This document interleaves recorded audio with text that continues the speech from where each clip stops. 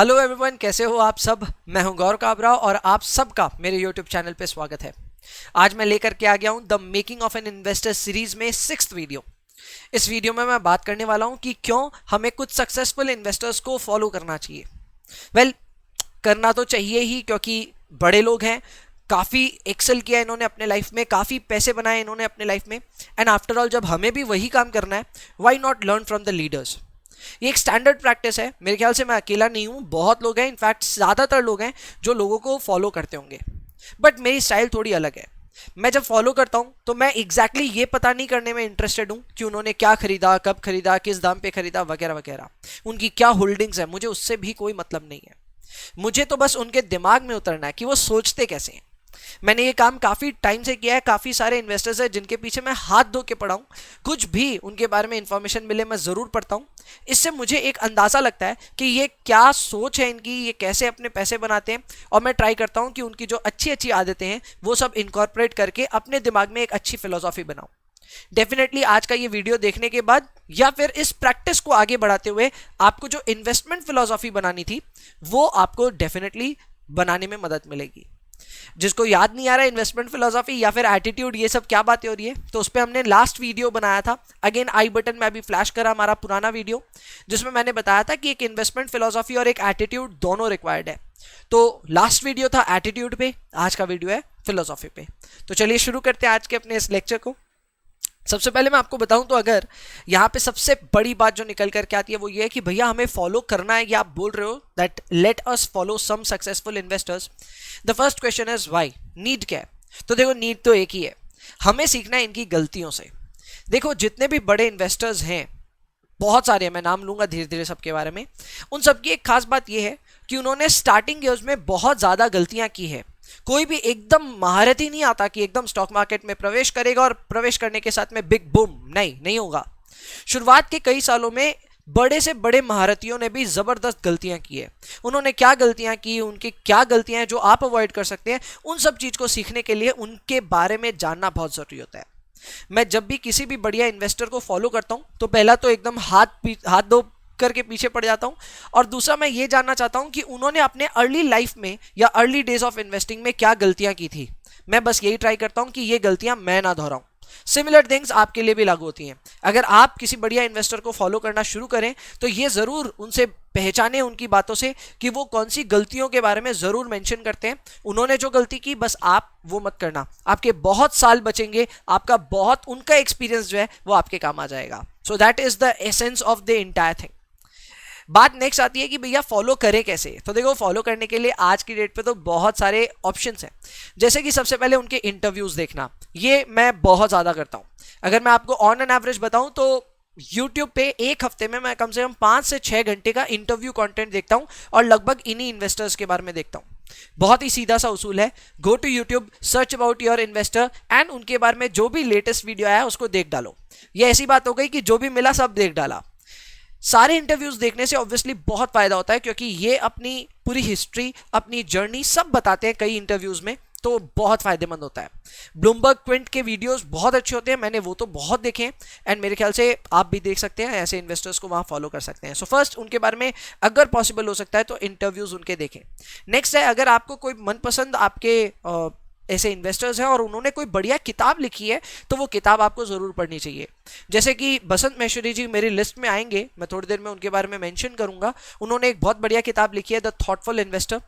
संजोग से अभी तक मैं वो पढ़ नहीं पाया क्योंकि मैं दूसरी फॉरेन ऑथर्स की किताबों में हूँ, but that is on my due list. बहुत जल्द वो किताब मेरे पास होगी, एंड उसके बाद उसको पढ़ना ज़रूर है कि उस बुक में ऐसी क्या बातें लिखी है जो लोग इतनी तारीफ करते हैं। खास करके बसंत महेश्वरी जी के बारे में और डिटेल में जानने के लिए वो बुक मुझे बहुत मदद कर सकती है। सो वो बुक पढ़ना, अगेन ये एक बहुत सही चीज़ है, अगर आप कर सकते हो तो ये भी करो। साथ ही साथ आपको हर एक उनके परचेज के पीछे जो भी बाहर रूमर्स आए उनके पीछे का रीजन पता करना आपके लिए बहुत ज़्यादा जरूरी है। Again this is where you will differentiate yourself from the other investors. बाकी लोग सिर्फ कॉपी करने में लगे रहते हैं। मैं कहता हूं अगर उन्होंने कोई चीज खरीदी, आपको ये नहीं करना कि उन्होंने खरीदी तो हम भी खरीदेंगे। एग्जाम्पल के तौर पे अभी लास्ट कुछ दिनों पहले ही एक बड़े इन्वेस्टर है राधा किशन दमानी जी, उन्होंने इंडिया सीमेंट्स में एक मेजॉरिटी स्टेक लिया 20% के आसपास। तो क्या हम भी खरीद लें आंख बंद करके? नहीं, लेकिन मैं पॉसिबली ये देखता हूं कि उन्होंने क्या सोच करके उस कंपनी में निवेश किया। इंडिया सीमेंट्स की अगर मैं बात बताऊं तो वो एक लॉस मेकिंग कंपनी है, जो कि आज से नहीं काफी टाइम से लॉस बुक कर रहा है अपने अकाउंट्स में। उसके बावजूद भी राधा किशन दमानी जी उस कंपनी में इतना बड़ा स्टेक खरीदते हैं और मीडिया रिपोर्ट्स को नकारते भी हैं कि वो उस कंपनी को चलाएंगे खुद। तो ये एक बहुत बड़ी बात है कि इतने बड़े इन्वेस्टर भी वैल्यू ढूंढने के लिए एक ऐसी कंपनी में भी चले जा सकते हैं जो लॉस मेकिंग कंपनी हो। तो ये उनका अपना नजरिया है, मैं उनको फॉलो करता हूं, बट मेरे से होगा नहीं, मैं इतना हिम्मत वाला नहीं कि एक लॉस मेकिंग कंपनी में मैं निवेश कर दूं। तो ये उनके लिए मे भी पॉसिबल है, मेरे जैसे के लिए तो पॉसिबल एकदम नहीं है। फिर भी कम से कम उनके बारे में पता है, उनके बारे में मैं रिसर्च कर रहा हूं, उनके बारे में सुन रहा हूं, तो कम से कम पता तो चला व्हाट ही इज डूइंग, कैसी कंपनियों में वो निवेश कर रहे हैं। सो जो भी वो खरीदते हैं, आपके जिस भी इन्वेस्टर को आप फॉलो कर रहे हैं, जरूर देखें कि वो किस उद्देश्य से उन कंपनियों को खरीदते हैं। इससे भी आपको थोड़ा बहुत उनकी इन्वेस्टमेंट फिलोसॉफी को पता करने में मदद होती है। एंड फाइनली, अगर हो सके तो सोशल मीडिया पे उनको फॉलो करें। अब कुछ बहुत ही कम बोलते हैं और कुछ कुछ ज़्यादा ही ट्वीट्स करते हैं। जैसे एग्जांपल के तौर पे ट्विटर पे रामदेव अग्रवाल जी बहुत ज़्यादा एक्टिव है ही नहीं, सो उनके tweet once in a while आते हैं। वहीं पे बसंत मिश्रा जी के ट्वीट ज़्यादा ही फ्रीक्वेंसी से आते हैं। So it's up to you to decide. Social media में भी इनको फॉलो लेकिन किया जा सकता है, खास करके ट्विटर पे। Next up is whom to follow. तो देखो, ऐसा तो डिसीजन लेना कि किसको फॉलो करना है वो आपका काम है, लेकिन फिर भी just to give you a reference point, क्योंकि मुझे पता है आप बहुत यंग हो, आपको शायद पता नहीं कि किसको फॉलो करे किसको नहीं करे, तो मैं फिलहाल किन किन को फॉलो कर रहा हूं अभी इस टाइम पे, वो 4 इन्वेस्टर्स के मैं आपको नाम जरूर बताऊंगा, उनके बारे में एक ब्रीफ आइडिया दूंगा और फिर बताऊंगा कि उनसे मैंने ओवर दिस टाइम, जब से मैं उनको फॉलो कर रहा हूं, मैंने उनसे क्या क्या सीखा है। आई होप वो आपके लिए काम आएगा। सबसे पहले स्टार्ट करते हैं अपने रामदेव अग्रवाल जी के साथ। रामदेव अग्रवाल जी अपने जॉइंट मैनेजिंग डायरेक्टर हैं फ्रॉम मोतीलाल ओसवाल ग्रुप। बहुत ही ज़बरदस्त इनका करियर रहा है काफ़ी सालों से, मतलब अब तो डेकेड से, कई मेरे ख्याल से 3 से 4 डेकेड से ये स्टॉक मार्केट में एक्टिव है। इनको इंडिया का वॉरेन बफेट भी कहा जाता है, क्योंकि ये वॉरेन बफेट के सारे प्रिंसिपल को घोल करके पी करके उतार लिए अपने पूरे शरीर में। इनकी हर बात वॉरेन बफेट से शुरू होती है और हर बात वॉरेन बफेट पे ही खत्म होती है। ये उन लोगों में से हैं, या वो चुनिंदा लोगों में से हैं, जो सिर्फ वॉरेन बफेट के बारे में पढ़ते नहीं बल्कि उनके सारे दिए हुए प्रिंसिपल्स को इंप्लीमेंट भी करते हैं। इनसे काफी कुछ सीखने को मिला। आज भी इनके बारे में जितना भी मिले मुझे, मैं जरूर पढ़ता हूं, because I think he is very good. इसके अलावा ये पब्लिक मनी मैनेज करते हैं, तो इनके ऊपर डेफिनेटली कुछ कंपल्शन जरूर है। फिर भी ये काफी सारी बातें आउट ऑफ द बॉक्स जाकर के जरूर बताते हैं as regards to what he is doing in his personal investments.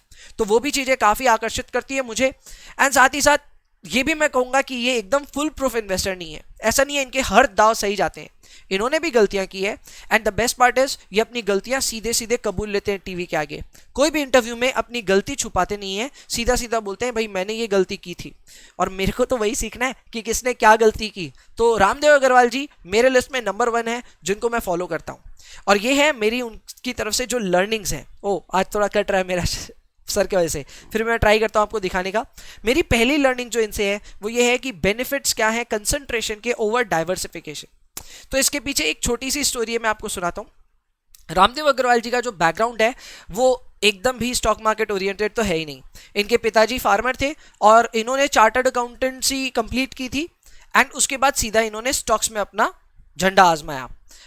उसके बाद जब आए ये स्टॉक मार्केट में, तो इन्होंने शुरुआत में जब इन्वेस्टमेंट करना शुरू किया तो इनका पोर्टफोलियो 10 करोड़ तक का हुआ था। लगभग 1994 तक 10 करोड़ रुपए इन्होंने इकट्ठा कर लिए, लेकिन इनकी इन्वेस्टमेंट 225 कंपनियों में थी। 225 कंपनियों में इन्वेस्टमेंट करना मतलब नियरली इम्पॉसिबल होना कि आप सबको ट्रैक कर पाओ, सबकी सारी न्यूज़ पढ़ पाओ। It's nearly impossible. फिर इन्होंने वॉरेन बफेट के बारे में सुना, पढ़ा, और इन्होंने ड्रास्टिकली अपना पोर्टफोलियो 225 शेयर से सिर्फ 15 शेयर तक सीमित किया।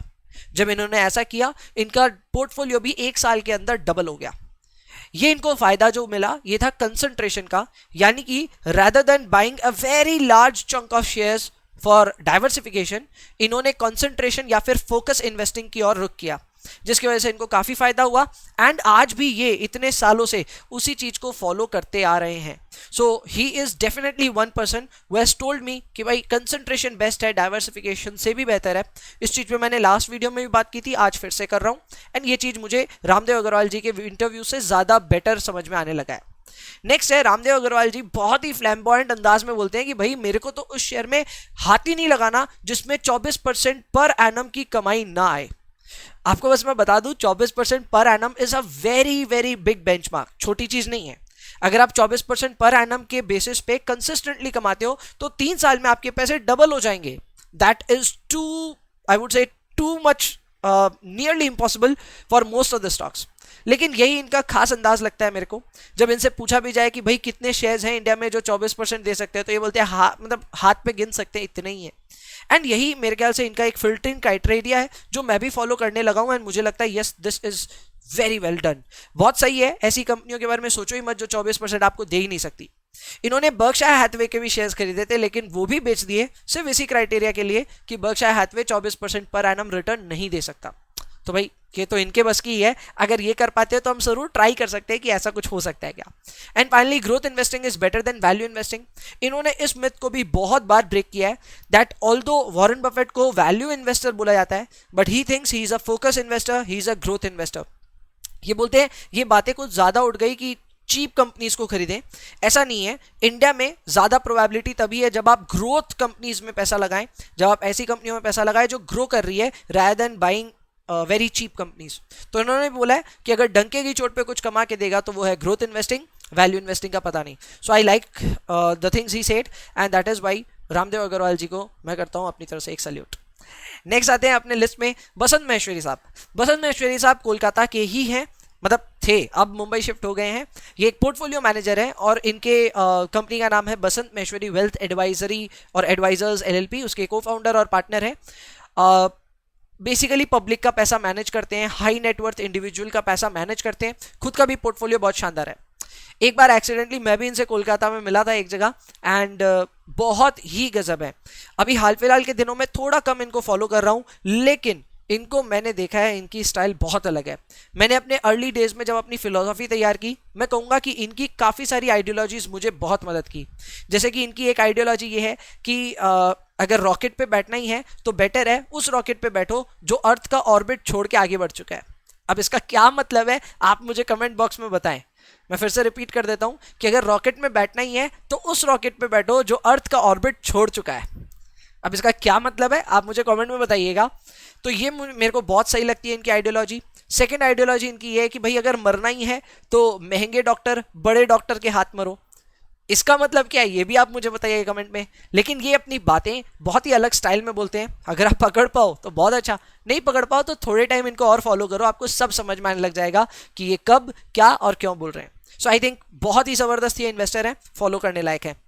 मेरी जो मेन लर्निंग्स इनसे है वो यही है कि भाई स्मॉल कैप कंपनियों को अवॉइड करो। अगर है पैसा तो लार्ज कैप में ही लगाओ, वहां पे भी कमा लोगे, क्योंकि स्मॉल कैप में जाओगे तो पीस नहीं है, बहुत ज़्यादा टेंशन होगा। तो इससे बेटर है स्मॉल कैप को अवॉइड करो। इसके अलावा इनके कंपनियों के एक्सपेंसिव होने पे बहुत कमेंट्स हैं। ये कहते हैं कि अगर कोई अच्छा शेयर है तो वो महंगा मिल रहा है, मिलेगा और मिलता ही रहेगा, आप उसके ऊपर में कोई अटकलें ना ही लगाएं तो बेहतर है। अब इस पे अगर मैं डायरेक्टली बताऊं तो डीमार्ट का एग्जाम्पल बहुत सही बैठता है। डीमार्ट जब आईपीओ आया था उसका, उस समय लोग बोल रहे थे अरे बहुत महंगा है, ये चलेगा नहीं, लोगों ने नहीं खरीदा। फिर नॉन स्टॉप बढ़ते गया, लोगों ने तब भी बोला अरे बहुत महंगा है, उलट जाएगा।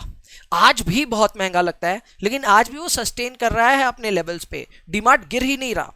ये इसलिए हो रहा है क्योंकि बसंत महेश्वरी जी जैसा कहते हैं ये एक बहुत ही ज़बरदस्त कंपनी है, मैनेजमेंट बहुत स्ट्रांग है। तो जो महंगी कंपनियां हैं या जो अच्छी कंपनियां हैं वो तो महंगी मिलेंगी। इनको कैसे भी आप समझो, मार्केट में भी अगर आप कोई बढ़िया प्रोडक्ट लेने जाओगे तो महंगा तो मिलेगा ही। वही चीज़ स्टॉक्स के लिए है। एंड आई थिंक जो बोल रहे हैं वो सही है काफ़ी हद तक, एंड इसलिए मैं भी इस बात को समझ गया हूँ कि अगर अच्छा शेयर है तो महंगा तो मिलेगा ही। फिर भी ट्राई करना चाहिए कि बहुत ज़्यादा महंगा आप ना खरीद लो, लेकिन महंगा मिलेगा ये श्योर है। एंड फाइनली बसंत महेश्वरी जी ने अपने अर्ली लाइफ में एक गलती की थी जिसको उन्होंने बहुत ही अच्छे से सबको समझा दिया और मैंने तो सीख लिया। ये कहते हैं इन्होंने अपने लाइफ के काफ़ी शुरुआती जो दिन थे उसमें ऐसी कंपनियों में इन्वेस्टमेंट किया जो पीई जिनकी 10 से कम थी, यानी कि पी 10 से कम होना यानी कि बहुत ही ज़्यादा अंडर वैल्यूड कंपनियां होना। पॉसिबली इनको भी किसी ने बताया होगा अपने अर्ली डेज में कि वैल्यू इन्वेस्टिंग करो, और इनको भी लगा होगा भाई वैल्यू इन्वेस्टिंग का मतलब होता है अंडर वैल्यूड कंपनियां खरीदना। तो इन्होंने अपना फिल्टर लगाया कि भाई पी लेस देन 10 होनी चाहिए और सिर्फ उन्हीं कंपनियों में ये माथा लगाते थे। Obviously ended up with lots of losses. तब इनको ये अकल आ गई, इनको भी समझ में आ गया बॉस ऐसे नहीं होता धंधा। इन्होंने अपना बिजनेस का स्ट्रैटेजी बदला और आज ये आसमान छू रहे हैं। The only difference that he brought up was he learned from his mistake कि भाई ये PE लेस देन 10 वगैरह ये सब क्राइटेरिया नहीं लगाना चाहिए। अंडर वैल्यूड कंपनियों को खोजने मत जाओ, आपका नुकसान ही ज्यादा है। एंड ये स्ट्रैटेजी मैंने भी सीख ली, मैंने भी इंप्लीमेंट कर ली, और मैं कभी भी ऐसी कंपनियों को ढूंढने नहीं निकलता जिनकी so called PE less than 10 है, सो दैट मैं उनमें बाय करके कुछ पैसे बनाऊं। मैं एकदम नहीं करता। This is what I have learn from Basant Maheshwari साहब। Next on my list is Vijay Kedia. भाई विजय केडिया जी के बारे में क्या बोलूं, अगेन ये कोलकाता बेस्ड ही हैं एंड राकेश झुनझुनवाला जी ये बहुत अच्छे दोस्त हैं। इनकी कंपनी का नाम है केडिया सिक्योरिटीज प्राइवेट लिमिटेड। हालांकि मुझे नहीं लगता कि ये कोई पब्लिक मनी संभालते हैं, जो करते हैं खुद से करते हैं। बट इनकी सबसे बड़ी बात यह है कि ये बहुत ही हम्बल बैकग्राउंड से आते हैं। इनके पास ज्यादा पैसे नहीं थे जब इन्होंने शुरुआत किया, इनफैक्ट मेरे ख्याल से थे ही नहीं। इन्होंने जिंदगी के शुरुआत के करीब कुछ साल, कितने एग्जैक्टली मुझे याद नहीं है, लेकिन कई साल इन्होंने ट्रेडिंग किया, अपना पोर्टफोलियो बहुत बड़ा किया और उसके बाद उस पोर्टफोलियो को इन्वेस्ट करना शुरू किया। आज जब लोग इनसे पूछते हैं कि भाई ट्रेडिंग करके इतना बड़ा पोर्टफोलियो आपने कैसे बनाया, तो ये जवाब ये देते हैं कि बॉस ट्रेडिंग मत करो, ट्रेडिंग करने में कोई फायदा नहीं है, पैसे बनाने की कोई गारंटी नहीं है, करना है तो लॉन्ग टर्म इन्वेस्टिंग करो। मतलब आप सोचिए, इतने बड़े दिग्गज जिसने इतना पैसा बनाया ट्रेडिंग से, वो आपको मना कर रहे हैं कि नहीं ट्रेडिंग नहीं करनी चाहिए। पक्का कुछ बात है। मैंने खैर ये थोड़ा हार्ड वे में सीखा, शुरुआत के कुछ दिनों में मैंने भी ट्रेडिंग की, नुकसान खाए, तब समझ में आ गया बॉस ट्रेडिंग इतनी भी आसान नहीं है, उसमें जो स्किल की रिक्वायरमेंट है वो काफ़ी अलग है। और अब तो जब एल्गोरिथमिक ट्रेडिंग वगैरह होने लग गई है, आप कंप्यूटर्स को बीट कर लोगे, ये सोचना ही बेवकूफ़ी होगा। सो मेरे ख्याल से ट्रेडिंग थोड़ा स्किलफुल, थोड़ा लक बेस्ड गेम है, इसलिए ये वकालत करते हैं लॉन्ग टर्म इन्वेस्टिंग की। एंड इनकी बात मैंने एकदम ढंग से समझ ली। इनकी एक इन्वेस्टमेंट थी एजिस लॉजिस्टिक, जो कि बहुत ही अच्छा कि इनको बहुत पैसे कमा के दी, और भी इनके कई सारे अच्छे अच्छे इन्वेस्टमेंट्स हैं। इनकी खास बात यह है कि ये बहुत ही स्मॉल कैप कंपनियों में इन्वेस्टमेंट करते हैं, बहुत ही छोटी कंपनियों में, अनलाइक बसंत महेश्वरी जी। बसंत महेश्वरी जी बोलते हैं कि भाई सिर्फ लार्ज कैप में पैसे लगाओ या फिर mid cap max to max, और ये बोलते हैं स्मॉल कैप में लगाओ, ऐसी कंपनियों में लगाओ जिनके बारे में किसी ने सुना नहीं है। दोनों आइडियोलॉजीज काफी डिफरेंट है। ऑब्वियसली मैं फॉलो करता हूं थोड़ा बसंत महेश्वरी साहब को, क्योंकि बड़ी कंपनियों में कॉर्पोरेट गवर्नेंस का इशू नहीं होता, कम होता है, और यहाँ कॉर्पोरेट गवर्नेंस का इशू हो सकता है। बट नॉनदलेस इनकी भी बेबाकी से मैं बहुत ज्यादा प्रसन्न हूं और इनके इंटरव्यूज देखना भूलता नहीं हूं। इनसे जो मैंने मेन चीजें सीखी है वो ये है कि भाई ट्रेड नहीं करने का, क्योंकि इन्होंने काफी टाइम किया। अगर ये मना कर रहे हैं तो it's a strict no from my side as well. दूसरा, इन्होंने उनका हौसला अफजाई करने का जरूर काम किया है जो बहुत ही हम्बल हैं, बहुत हम्बल बैकग्राउंड से आते हैं, ज़्यादा पैसे नहीं देखे लाइफ में। उनके लिए भी ये बहुत बढ़िया प्रेरणा स्रोत है कि अगर आपके पास ज़्यादा पैसे नहीं भी हैं तो भी आप एक बहुत बड़े इन्वेस्टर बन सकते हैं। आपको सिर्फ चाहिए तो है वो पेशेंस। एंड फाइनली मेरी लिस्ट में ऑब्वियसली कैसे फिनिश कर दूं मैं राकेश झुनझुनवाला साहब के बारे में बात करे बिना। राकेश झुनझुनवाला साहब इंडिया के सबसे बड़े इन्वेस्टर्स में से एक हैं एंड आई वुड से कि इन्होंने भी बहुत संघर्ष किया, बहुत पैसे बनाए। He is also a chartered accountant, और इन्होंने जब शुरुआत की सीए कंप्लीट करने के बाद में तो थोड़ा बहुत जैसे तैसे लोन वगैरह लेकर के अपना काम शुरू किया। काफ़ी बोल्ड है, काफ़ी ब्रेव है, और इनको इंडिया में सब लोग बिग बुल बुलाते हैं, यानी कि हमेशा ये बुलिश होते हैं। इनको जब भी पूछो कि भाई क्या लगता है मार्केट कहाँ जाएगा, तो बोलते हैं ऊपर जाएगा।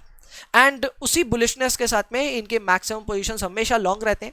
हालांकि ये पार्ट टाइम में ट्रेडर भी हैं, थोड़ा बहुत ट्रेडिंग भी करते हैं, बट ऑब्वियसली जितना इन्होंने इन्वेस्टिंग से बनाया उतना और किसी ने नहीं बनाया। सो ऑब्वियसली राकेश झुनझुनवाला से बहुत कुछ सीखने को है।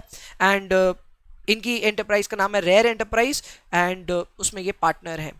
पब्लिक मनी इन्वेस्टमेंट वगैरह नहीं देखते, ये प्राइवेटली ही करते हैं। एंड इनकी भी बहुत सारी इन्वेस्टमेंट्स हैं जो कि बहुत ज़्यादा पॉपुलर है, इनके बारे में भी सीखना चाहिए। मैं अगर इनसे जो लर्निंग्स है वो आपको बताऊं तो मेरी लर्निंग सबसे बड़ी यही है कि इनको जो ट्रस्ट है इंडिया की ग्रोथ स्टोरी पे वो और किसी में देखने को नहीं मिलता। इनसे कभी भी पूछो इंडिया का क्या हाल लगता है तो बोलते हैं अरे इंडिया तो कई सालों तक चलता रहेगा, इंडिया की ग्रोथ स्टोरी आगे बढ़ती रहेगी। और इसी के बेसिस पे ये हमेशा बुलिश है, हमेशा बोलते हैं मार्केट ऊपर ही जाएगा। एंड मेरे को लगता है कि यस, यही वजूद और यही कॉन्फिडेंस आपको भी चाहिए अगर आपको लॉन्ग टर्म में एक इन्वेस्टर बनना और एक जबरदस्त इन्वेस्टर बनना है। तो ये है मेरी कुछ लर्निंग्स जो कि मैंने राकेश झुनझुनवाला साहब से सीखी हैं। सो इन टोटल अगर मैं बताऊं तो मैंने जो टोटल इस वीडियो में कवर किए हैं वो मेरे 4 बेहतरीन सक्सेसफुल इन्वेस्टर्स जिनको मैं फॉलो करता हूं। स्टार्टिंग विद बसंत महेश्वरी साहब, सेकंड इज अपना स्टार्टिंग रामदेव अग्रवाल जी, फिर बसंत महेश्वरी, फिर विजय केडिया, एंड अंत में राकेश झुनझुनवाला। और भी कई सारे लोग हैं जिनको मैंने यहाँ लिस्ट में कवर नहीं किया है, बट ऑकेजनली उनके वीडियोज जरूर देखता हूँ। इसमें कई अलग अलग लोग आएंगे, तो मैं उनके सबके नाम तो नहीं ले पाऊंगा, बट काफ़ी सारे इन्वेस्टर्स और भी हैं जिनके रैंडमली मैं इंटरव्यूज देखता रहता हूँ. So that really helps. तो अगर आप भी स्टार्ट कर रहे हैं और चाहते हैं कि दिग्गजों से आपको लेसन्स मिले, तो आप कई सारे और भी इन्वेस्टर्स हैं जिनकी अपनी एक लिस्ट बना लें और एकदम उनके पीछे पड़ जाएं. आप जितना उनके बारे में सुनेंगे, देखेंगे और पढ़ेंगे, उतना आपका कॉन्सेप्ट और क्लियर होता जाएगा. सो अगर आपको आइडियोलॉजी बनानी है तो ये काम जरूर करिए. So that is my conclusion कि क्यों हमें सक्सेसफुल इन्वेस्टर्स को फॉलो करना चाहिए. कॉपी नहीं बोल रहा हूं, फॉलो करना चाहिए. So that's it for this video. अगर वीडियो अच्छा लगा होगा तो प्लीज लाइक करें, शेयर करें और कमेंट जरूर करें. अधिकतर लोग कमेंट नहीं कर रहे हैं अभी, तो अगर आपको वीडियो बहुत अच्छा लगा तो आज जरूर से कमेंट कीजिएगा. शेयर अपने दोस्तों के साथ आप करते ही हैं, व्हाट्सएप पे शेयर हो रहा है, मुझे बहुत अच्छा लग रहा है, करते रहिए. साथ ही साथ अगर भूल चूक से हो सकता है सब्सक्राइब नहीं किया चैनल को, तो सब्सक्राइब भी कीजिएगा, सो दैट आपको आने वाले वीडियोस का भी बहुत ज्यादा फायदा मिले. That's it from my side. मिलते हैं फिर अगले वीडियो में. तब तक के लिए see you, bye bye and take care and तरक्की करते रहें. जय हिंद.